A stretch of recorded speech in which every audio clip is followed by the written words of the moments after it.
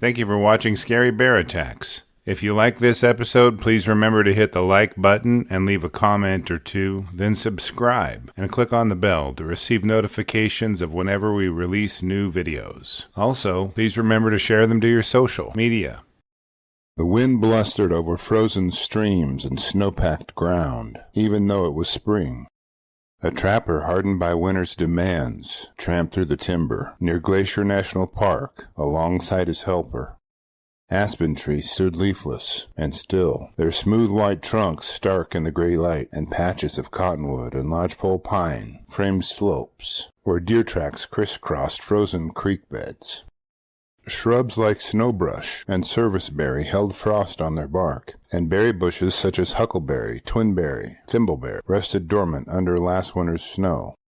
Elk and mule deer wandered near timber's edge. Snowshoe hares scurried through willow stands. Mountain goats clung to ridge crests above.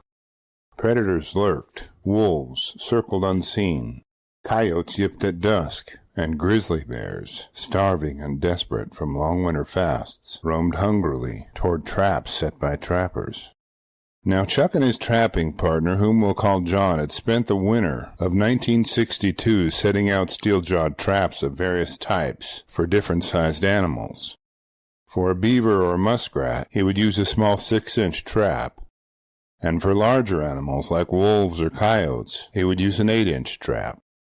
The really big traps, which opened a foot or more in width, were reserved for larger, more dangerous prey, like mountain lions and bears.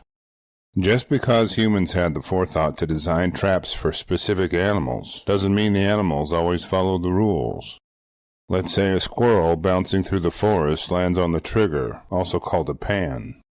The huge jaws snap shut in the blink of an eye, and the squirrel loses any body parts between the jaws at the time they close.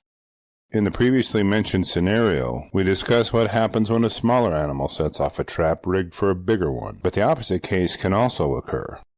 Larger predators hunt the smaller animals, which the traps are set for, and sometimes manage to get caught in the trap themselves.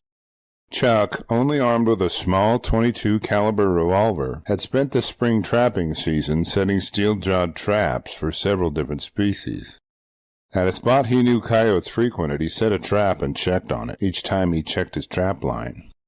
He rebaited it and proceeded to his next trap.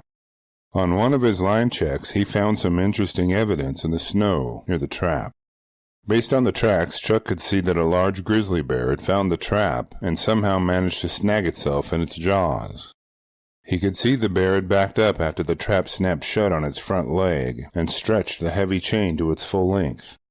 Chuck set up his traps, anticipating a certain target animal, so the anchor he would use to hold the trap in place was based on that animal's size and power.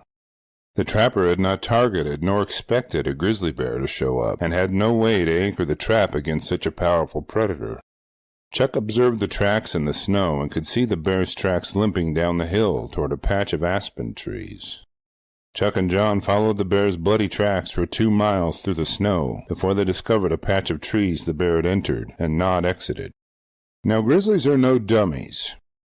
An injured grizzly is known to flee from a pursuer, only to circle back on its own trail and lay up, waiting to ambush its pursuers from close range. A special tracking technique is necessary to help trappers avoid this cleverly planned ambush. Given the trappers had 2 men in their party, this allowed Chuck to follow the tracks, while John would veer off the track and circle any dense patch of brush on the trail the men couldn't see through. Once John found the tracks exiting the dense patch, Chuck would resume from that point, as John would veer off once again.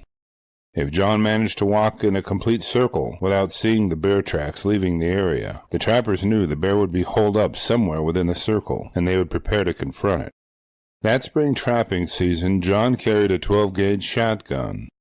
It was big, powerful, but in the dim light beneath the deep aspen grove, its effectiveness depended on proximity, steadiness, and nerves under pressure. Chuck, meanwhile, had only the tiny revolver in his belt, a Harrington & Richardson Model 939 double action, capable of 9 shots of .22 long rifle.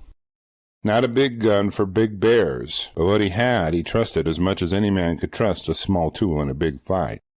When they found the bear had holed up, it knew they were coming. John raised the shotgun, but fear seemed to seize him. John, instead of firing, turned and fled. Chuck stood frozen. The bear, lashed by pain and rage, charged. Chuck saw the bear's massive form coming before him. Broad chest, massive paws, claws hooked into the mud. One front paw still bearing the steel trap, dragging its chain behind. Chuck spun to run, but tripped on a tree root. Laying face down, heart pounding, he tossed to his back just as the enraged bear approached him. The bear reared up, balancing on its hind legs. Over Chuck's fallen form it loomed, paw extended with the trap still clamped, an embodiment of force and fury. Chuck's hand fumbled for the revolver. He raised it despite the bear's towering bulk. His fingers tight on the trigger, he fired.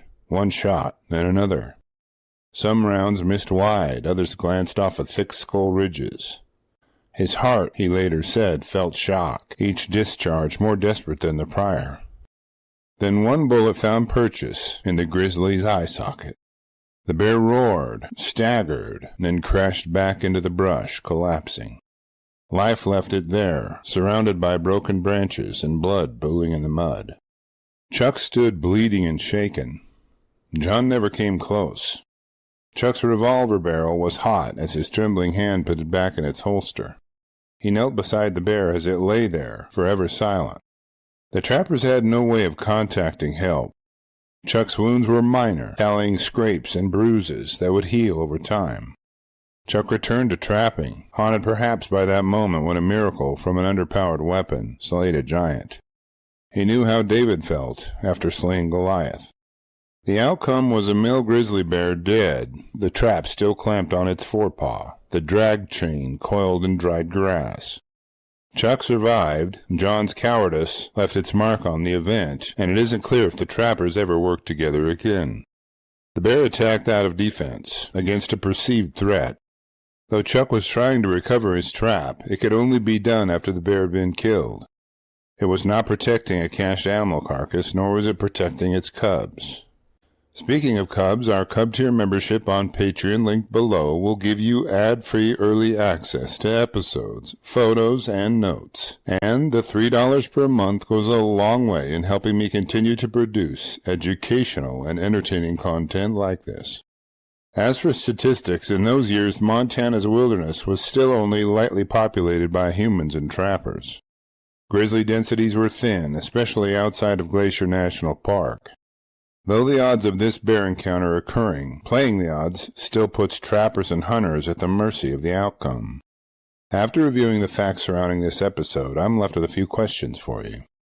If John had not run away, would his 12-gauge shotgun have ended the bear attack? Why do you think Chuck carried such a small caliber pistol? If Chuck had carried a larger caliber pistol with fewer rounds, would it have changed the outcome? I will gladly read and reply to your thoughts, so post them in the comments section below, and let's talk about it. Thank you for watching Scary Bear Attacks. If you've enjoyed this episode, please consider clicking on the like button and clicking on the bell icon. We'll help you know when we post our new episodes. Posting our video links to your social media profiles furthers awareness, and it's fun. We slashed our prices in our merch store, linked below, so check out the bargains there while you shop. As a member of our human community, remember to adventure bravely and be careful out there, especially in bear country.